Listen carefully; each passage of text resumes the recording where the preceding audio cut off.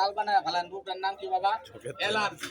যার অ্যালার্জি আছে এই রোগটা যদি ভালো না করতে পারেন, আপনার পায়খানা দরজা দিয়ে গ্যাস ধরা দিব, আপনার রক্ত অপরিষ্কার হয়ে দেব, অ্যালার্জি থেকে ব্লাড ক্যান্সার সৃষ্টি হয় বাবা। এজন্য অ্যালার্জি জীবনোত্তরে ভালো করার জন্য 3 ফোঁটা জুকার তেল একটু লাগায় যায়, 2 মিনিট সময় দিলাম। এই ঘাও পাসরা যদি থাকে 2টা মিনিট সময় দিলাম বাবা, একটু জুকার তেলটা লাগায় দেন। তৃতীয় নাম্বার, জুকা খাই মানুষের রক্ত, জুকার তেলে করে বাবা গোপনাঙ্গ শক্ত।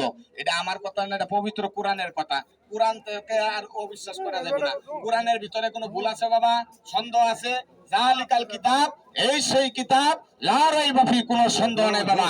কোরআন শরীফকে যারা বিশ্বাস না করে বেঈমান, মুরতাদ, কাফের। মনে রাখবেন বাবা, এই জুকার তেল যারা আনছে বাবা এই জায়গায়, এটা প্রাকৃতিক বাবা, এটা কোরআনি ফর্মুলা, মনে রাখবেন বাবা।